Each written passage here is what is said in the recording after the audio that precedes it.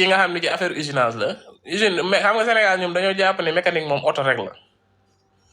alors que mécanique ci usines yi moo ëpp xaalis sax mécanique bu oto bi donc kii yi nga xam ne yëpp usinage la mun na ci postuler moom amul benn problème maintenant na fexe rek condition yi mu jéem ko remplir CV bu baax am lettre motivation bu baax bu affaire bi ubbee mu dem postuler loolu rek la. Queen mat na Queen mooy léegi mooy vérifier quoi. liiwul woon bu ma déggul woon sa wax loolu noonu doonu ma ko woon ma sa xam vraiment donc def jàppale nga ma bu baax a baax vraiment xamoo sax loo ma jàppale maa ngi leen di sant bu baax di leen gërëm jërëjëf yal na yàlla sànni ñu ci cofeel gi rek sànni ñu ci cofeel gi rek cofeel de mooy lépp moom cofeel mooy lépp jërëjëf vraiment et maa nuyu tamit yeneen ñi nekk ci kaw yëpp merci beaucoup. ok allez. ay ca Queen ku ci topp. Tidi. salaamaaleykum. waaleykum salaam. ziar naa la soxna te sang yu baax yi nekk si biir jotaay bi. maa ngi doon déglu sa live bi ba 4 heures du matin yaa tax ma biddanti de bëgg nga jël ma trop. war na xëy liggéey war na xëy liggéey. buñ tawee guddi gi yaa ko téye de. guddi gi daal lay lay. daay kës taay kay moom sëñ bi. soxna si ko di biddanti naa julli ma fajar sax. ay. yàlla seede na ko. mais am na solo demande yi moo bëri woon te soxla yeeg yooyu yëpp wax dëgg si yàlla xam na ni maanaam liggéey bi daal rafetlu nañ ko lool te di leen ñaanal suñu borom gën leen a kàttanal gën leen a dëgër bu baax lii ngeen di def wax dëgg si yàlla lu am solo la fi mu toll nii ñun ñi Sénégal man ki nga xamante ni maa ngi doon wax ak moom pour mu lijjanti ma affaire da ànd ak 350 000 xam nga 360 000 la ma waxoon moom ngay jox pour ay affaire yi daal xam nga ñun nag sunu jànguñu tubaab sax la ñuy wax loolu mooy tax sunu affaire xaw a kii te ñoo ngi si soog commencé man Canada laa bëggoon a dem tijji naa compte wut naa registre de commerce yooyu yëpp dan ma kaa digaloon ni ma il faut que nga wut ko pour am ko tijji naa compte fan yi ba commencé di ko kii ak yooyu fi mu toll daal si loolu laa toll bëggoon ku ma si xelal nan laay def ba affaire yi mën a gën a gaaw ak suma nu may def ba mën a déposé ak yooyu visa bi. Baabi bu bàyyi la nga wax en fait dafa am lenn lu mu wax ci début bi rek lu ma xaw a attiré sama attention par rapport ak xaalis bi ndax nee na ki koy defal laaj na ko déjà 300 et quelques mille alors que déposé goo defoo dara moo tax ma bëggoon xam nu mu demee noonu est-ce que doo ñu gën a expliquer. non déposé gu ma moom dani ma da ngay tijji compte def ay dépôt ak ay retrait si compte bi daal di wut registre de commerce pour ñu kii la léegi nag dani ma pour may indi kayit yooyu pour ñu def procédure bi pour ma déposer su ma indee kayit yooyu ba noppi pour ni may jàpp pour ba ma am rendez-vous foofu la wax ni foofu laa koy joxe 350 000 mais nii moom jotaguñoo jokkalante dara si xaalis. waaw baax na dina la tontu.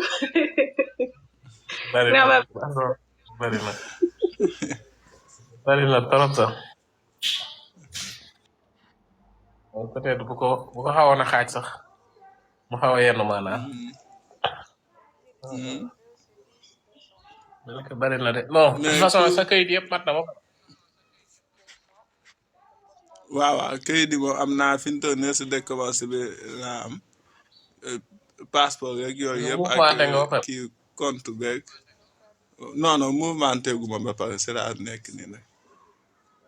3 mois. waaw da ngay mouvementé rek bu demee ba mat après nga ñëwaat fii ci live bi dinañ la tegtal incha allah mais 350 moom bari incha allah waaw man nga cee. waaw xam naa abonné naa si yow sax incha allah suñu gisatee live bi dinañ si jéem a kii bu ñu fàtte rafet te di leen ñaanal bu baax na ah dee ñu fasaale waaw incha allah duñ leen fàtte naa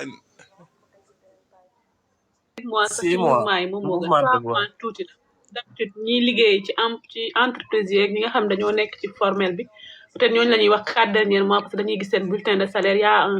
y a de l'argent boo xamante ni c'est vraiment régulier mais yow comme da nga nekk ci sa liggéeyu bopp soo mënee gën a yokk mois yi mouvement bi ce serait plus intéressant waaw 6 mois rek 6 mois ok oui non juróom benn mais weer man kii Trixel rek laay def parce que kii boobu dina da gaaw nga am entreprise ci électricité si liggéey bopp nga yor non moom waaw moom sama liggéeyu bopp moom laa naan kii dépp kii bi reçu de commerce bi génn na moom laa déposé Nineya ak xam nga waaw Nineya ni mu yaa ak reçu de commerce compte waaw banque waaw yi am ñoo rapport ànd ak entreprise yi tamit loolu am na ci solo de.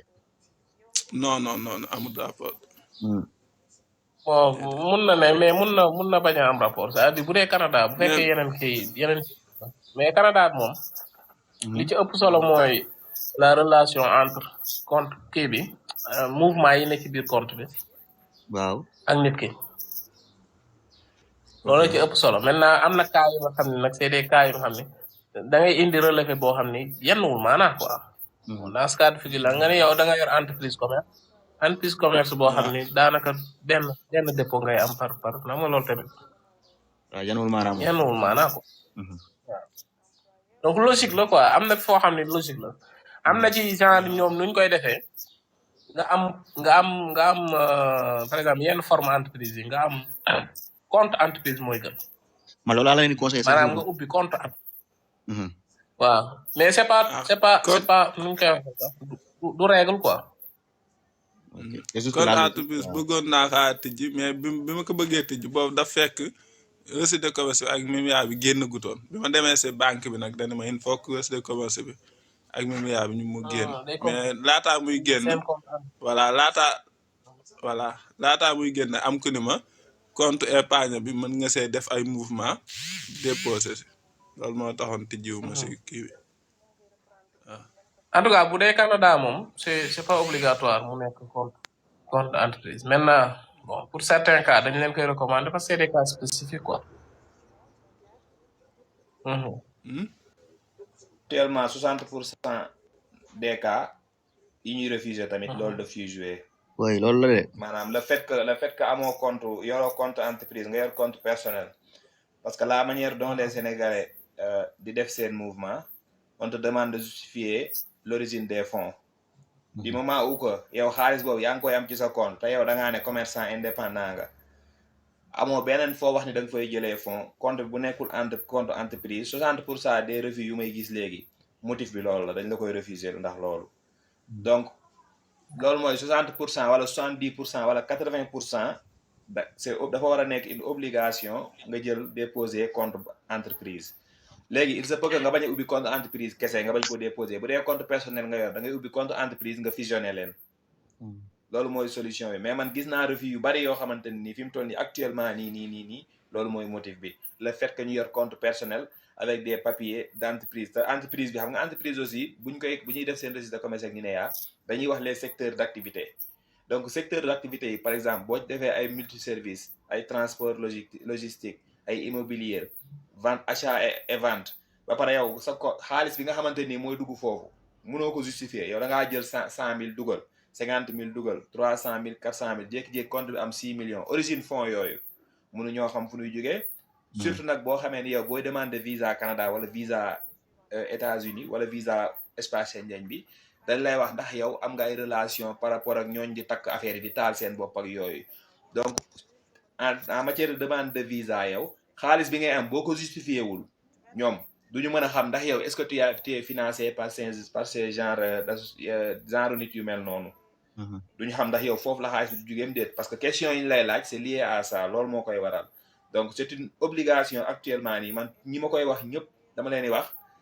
dem leen ngeen fusionné ko ba ñi ma mujjee déposé dama leen koo fusionné loo ne leen def leen ci mouvement 3 mois ngeen ñëwaat ma déposé ba ñi ma si mujjee defar semaine bi yëpp dafa fekk ñoom waxoon naa leen ko 2 mois yi mujj yi ñu mouvementé ko ma def ko parce que souvent gis naa ni refus yu léegi yu bari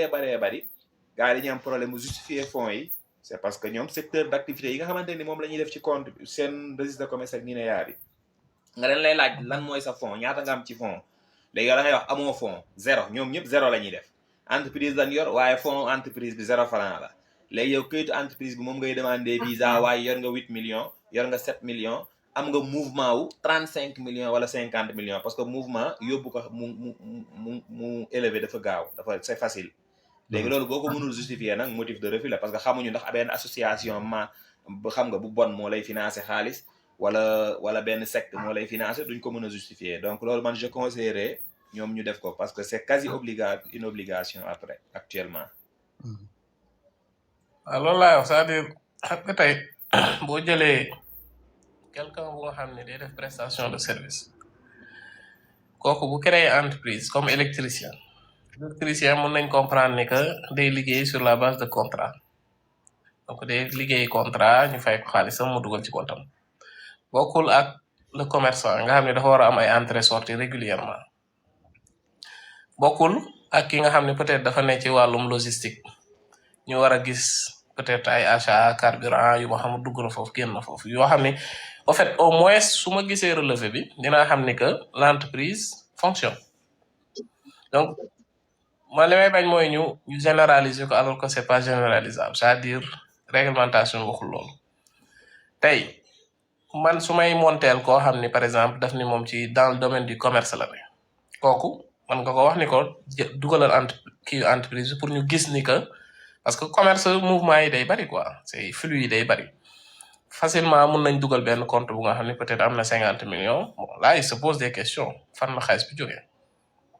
donc kooku mën nga jël peut-être mën nga sax bañ a boole compte personnel mën nga jël compte entreprise bi bu fekkee ne fa lay jaarale xaalis bi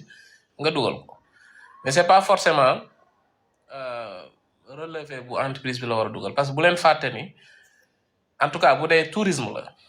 tourisme la plupart du temps compte personnel lañ koy financer parce que sa xaalisu bopp la du xaalisu entreprise bi ngay jël donc bu leen fàtte loolu di généraliser mun nañ dem ba dugal leen ci benn guuta bu nga xam ne dañuy jàpp ne entreprise mooy financer say vacances alors que c'est pas le cas donc moo tax il faut faire très attention par rapport ak recommandation yooyu il faut le gérer au cas par cas c'est-à-dire tey ki nga xam ni moom lii lay def commerce lay def ainsi de suite kooku mën nga ko recommander mu def loolu peut-être dafa bari na ay flux yor na xaalis bu bari ainsi de suite pour justifier un peu montant yooyu fu muy jógee pour li ngay wax xalaat yooyu nga xam ne mën nañ ko xalaat comme ci dafa am ay sources douteuses ñu bañ ko xalaat mais ki nga xam ni moom peut-être électricien la day am benn contrat 2 mois 3 mois am ci benn 1 million wala benn 2 millions ainsi de suite kooku bon boo ko defalee entreprise aussi problème bi muy am mooy nan lay justifier le fait que entreprise bi di toog un laps de temps sans am kii wala sax motifu parce que justification du juste rek 300 000 dugg na 400 000 dugg na au Sénégal la plupart temps dañ lay laaj fu xaalis bi jógee dañ la koy laaj même bu dee sa compte personnel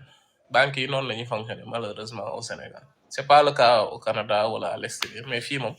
montant yi dérisoire dañ lay laaj fu mu jógee donc loolu day jouer ci seen compte yi donc moo tax may wax nañu éviter di ko généraliser quoi parce que buñ ko généraliser rek après mun na indi jafe-jafe ci ñenn ñi quoi par exemple sama waa ji moom li muy def jarul muy dugal compte entreprise jaru ko parce que prestataire rek la quoi un prestataire mun na gagner bon mun na am ci weer bi mun na am ay avance ainsi de suite mais c'est différent d'un commerçant nga xam ne chaque jour au quotidien xaalis day dugg xaalis di génn